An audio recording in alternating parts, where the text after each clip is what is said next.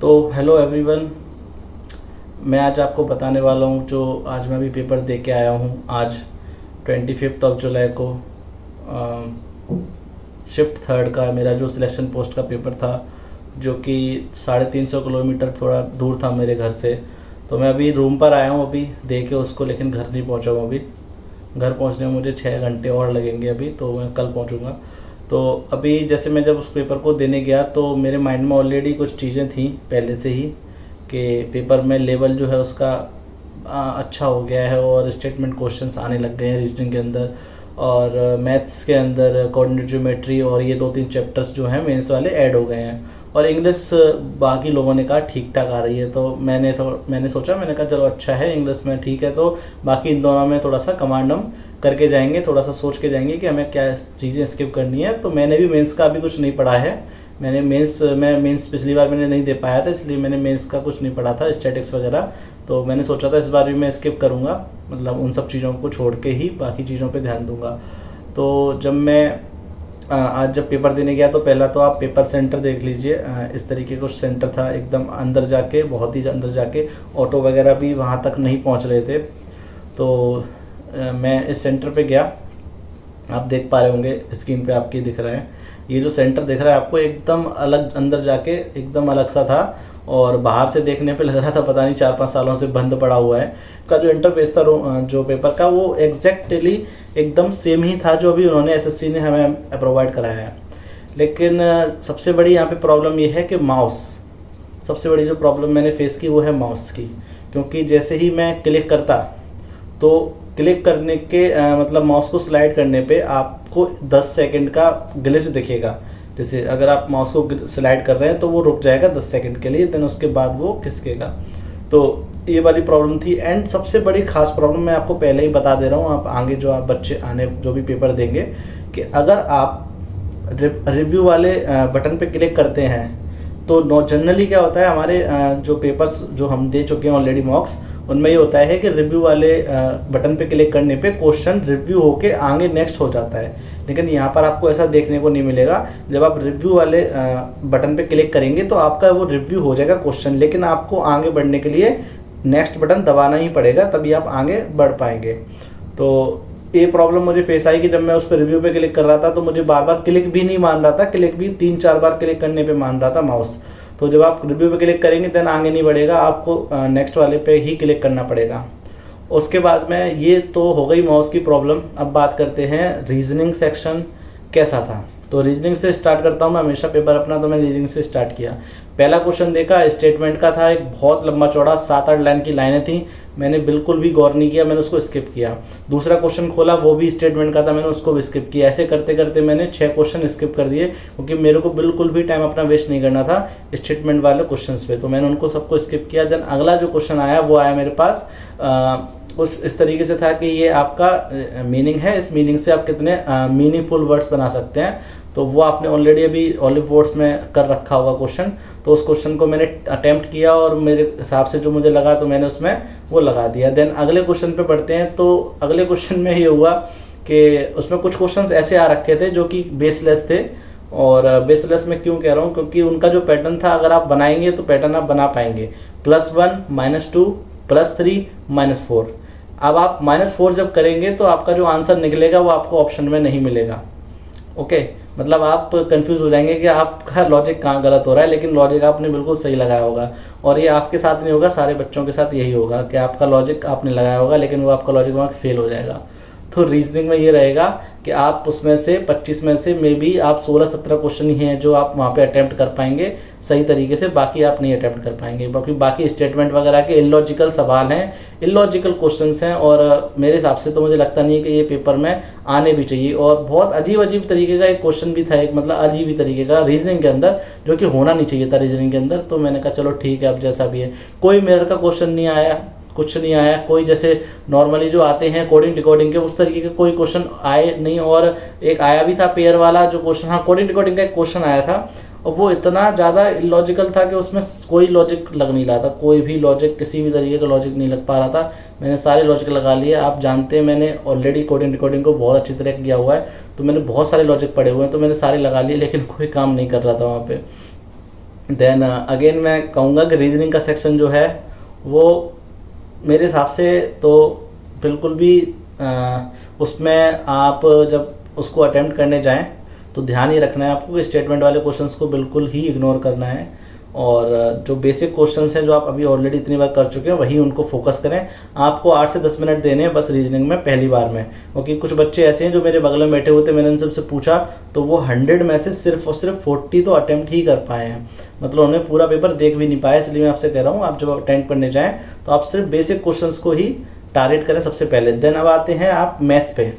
तो जैसे ही मैं मैथ्स पे स्विच किया, पहला क्वेश्चन आया जो कि बड़ा अजीब सा लगा मुझे, तो मैंने उसको स्किप किया। दूसरा क्वेश्चन आया, मुझे अजीब लगा क्योंकि कैलकुलेशन थी उसके अंदर, तो मैंने उसको भी स्किप कर दिया था।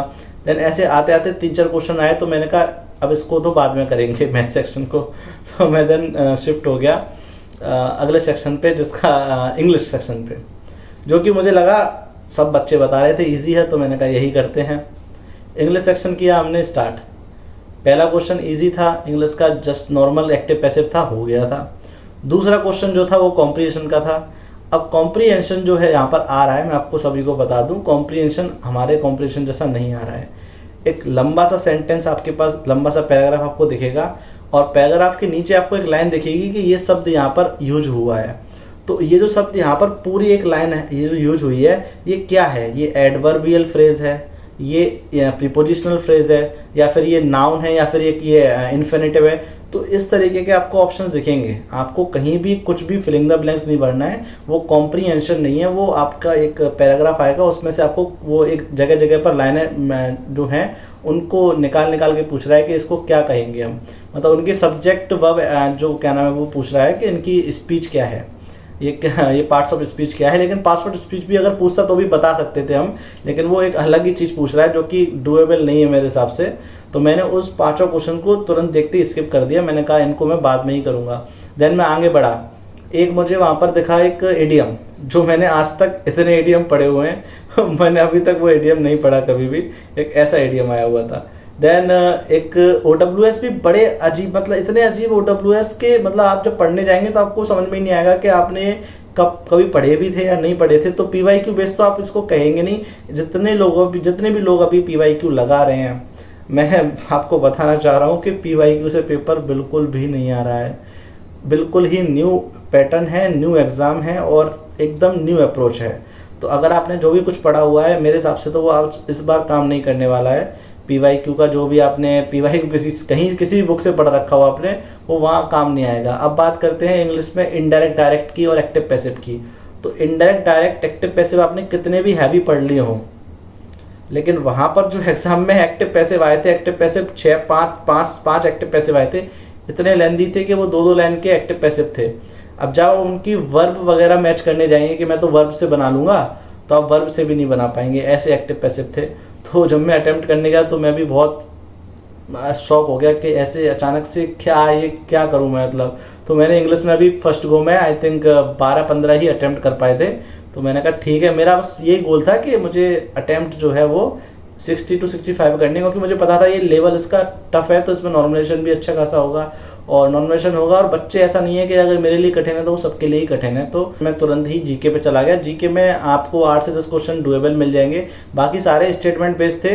एक क्वेश्चन को 2 बार लिखा, 2 बार उसके ऑप्शंस, मतलब 2 ऑप्शंस टाइप से दिए हुए थे कि आप जो है इस क्वेश्चन का ये जो है आंसर क्या हो सकता है या दूसरा हो सकता है। तो इस तरीके से आपने देखा होगा, अगर पहले ऑलरेडी मेंस में आते हैं क्वेश्चंस। तो जीके में मैं ये कहूँगा 8 से 10 डुएबल क्वेश्चंस थे, लेकिन बाकी के मैंने फिर बताया। आपके करंट अफेयर की बात करें तो करंट अफेयर भी ज़्यादा कुछ ऐसे खास नहीं थी। ज़्यादातर आप योजनाएं पढ़ के जाना, अगर आप जाएँ तो योजना जितनी भी जो लॉन्च हुई है प्रधानमंत्री की जितनी भी योजनाएं, आवास विकास योजना वगैरह वगैरह जो भी है, उस तरीके से क्वेश्चन आ रहे हैं, तो आप योजना वगैरह पढ़ के जा सकते हैं।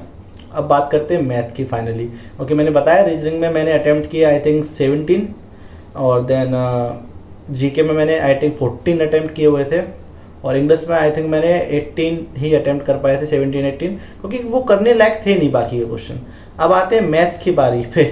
तो मैथ्स में सबसे बड़ी इन्होंने एक जो इनको मतलब पुरस्कार वगैरह देना चाहिए हमें, क्योंकि इन्होंने क्वेश्चन डाला था कि मैं क्वेश्चन ही बता देता हूँ, क्योंकि इसमें क्वेश्चन था ही नहीं, मतलब पूरा क्वेश्चन ही नहीं था वो। उन्होंने ये कहा था कि एक आपकी डायमीटर है तो जिसकी वैल्यू है 24। अब आपको 2x की वैल्यू बतानी है चित्र देखकर, लेकिन चित्र वहाँ पर दिया नहीं है। तो मैंने थोड़ा सा स्क्रीन को जूम आउट किया, जूम इन किया, लेकिन मुझे कहीं चित्र दिखा नहीं। तो 2x की वैल्यू पूछ रहा था, 2x कितने डिग्री का है, लेकिन चित्र था ही नहीं, तो मैं क्या ही बनाता। तो मुझे बहुत समझ में नहीं आया कि क्या हो रहा है। तो मैं समझ गया, मैंने कहा इसको स्किप करो, तुरंत मैंने उसको स्किप किया।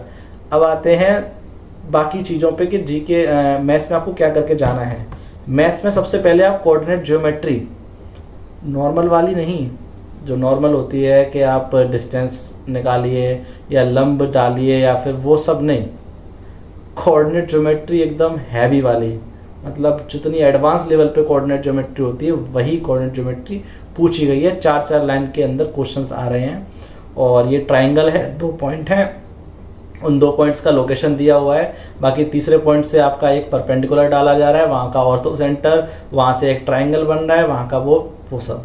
मेंस्ट्रुएशन का क्वेश्चन इतना अजीब आया जो मे भी शायद नहीं किया होगा हम लोगों ने अभी तक, कि एक स्पेयर है, स्पेयर के अंदर से एक बेलन जो है, बेलन टाइप से जो है वो, उसको अगर हम पूरा निकाल लें तो उसका एरिया और उसका जो बचा एरिया उसका क्षेत्रफल पूछा था। लेकिन मेरे हिसाब से वो डूएबल था, लेकिन टाइम टेकिंग था और इतने लेंदी क्वेश्चंस थे। तो मैथ्स में भी मेरे हिसाब से आप करने जाएंगे तो 16-17 ही अटैम्प्ट कर पाएंगे। तो मैंने किए थे 15 अटैम्प्ट, आई थिंक, हाँ 15 अटैम्प्ट ही मैंने किए थे, क्योंकि बाकी पेपर इतना लेंदी था कि अगर आप टाइम देखने जाएंगे तो वो टाइम हाथों से फिसलता जा रहा था। और दूसरी सबसे बड़ी बात कि जब आप पेपर कर रहे होंगे तो पेपर के बीचों बीच में इन्विजिलेटर आएगा आपके पास और आपके थंब और आपका सिग्नेचर लेके जाएगा, तो वहाँ पर टाइम वेस्ट होता है। और सबसे ज़रूरी बात मैं आप सभी से कहना चाहूँगा कि आप जनरली, हमें जो TCS रफ वर्क के लिए जो कागज़ देती थी वो इतना बड़ा होता था जिसमें हम इजीली अपना आगे पीछे कर पाते थे। लेकिन अब जो ये कंपनी हमें रफ वर्क के लिए जो दे रही है कागज़, वो सिर्फ और सिर्फ एक A4 पेपर है जिसके ऊपर आपको अपना नाम और वो डालना है, रोल नंबर वगैरह। तो काइंडली आपसे रिक्वेस्ट करूँगा कि आप अभी घर पे जो भी मॉक वगैरह लगा रहे होंगे तो आप सभी लोग एक A4 पेपर लें और उसी के ऊपर पूरा मॉक प्रैक्टिस करने की कोशिश करें उसी के अंदर। क्योंकि मैंने जब किया था तो मुझे आदत नहीं थी, मैं थोड़ा सा 1-2 पेपर ही यूज़ करता हूँ, 1-2 A4 पेपर। तो जब मैंने इसमें किया तो मेरे को कैलकुलेशन करने के लिए जगह नहीं मिली, लेकिन मैंने बहुत करके मैनेज कर लिया, क्योंकि कोई और कागज़ हमारे पास अवेलेबल नहीं है। अगर हम मांगने जाएंगे तो हमारा टाइम ही वेस्ट होगा। इसलिए आप प्रैक्टिस करें कि आप A4 पेपर के अंदर ही, एक ही पेपर के अंदर आप उस पूरे पेपर को अटैम्प्ट कर पाएँ। तो ये मेरा जेन्युइन रिव्यू था कि आप, मेरे जो अटैम्प्ट थे आई थिंक 70 या 71 अटैम्प्ट आई थिंक मैंने किए थे, और मुझे लगता है मैंने ठीक ही ठाक किए थे अटैम्प्ट। और मुझे पता है मुझे इसमें गलत भी बहुत होंगे, क्योंकि पेपर जो था वो करने लायक था नहीं। मतलब ये तो ऐसा था कि जाओ और देख के पेपर और कहो कि ठीक है भाई तुम ही रख लो इस पेपर को, ऐसे इस तरीके का पेपर था।